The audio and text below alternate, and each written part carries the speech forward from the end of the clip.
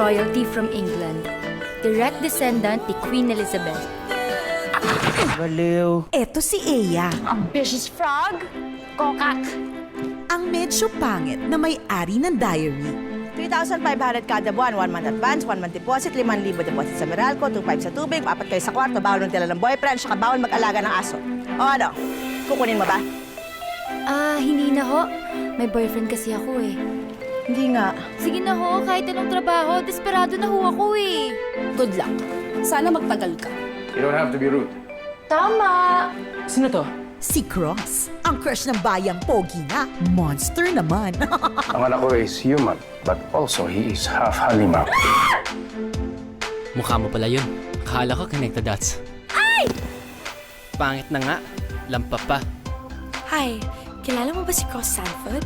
Eto naman si Lori, ang half-British BFF ni Eya.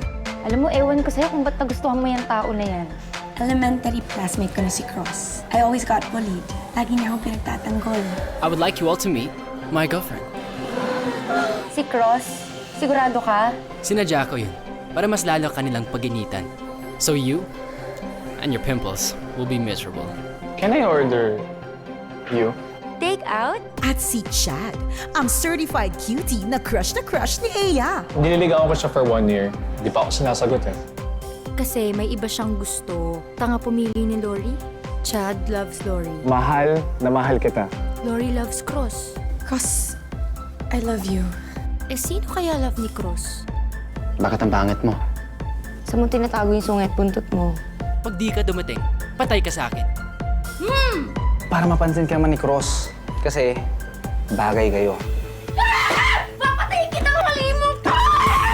Inihahandog ng Viva Films, sina James Reid, Yasi Pressman, Andre Paras, and Nadine Lustre. Gusto niyang pakita sa lahat ng tao, wala siyang kailangan kahit na kanino. Sa isang kwento ng pag-ibig na di mo inaasahan. Para sa taong di mo inaakala.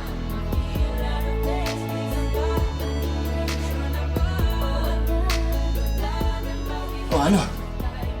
Paano nga ba kung ma-inlove ka sa isang taong alam mong hindi mai-inlove sa'yo kahit kailan?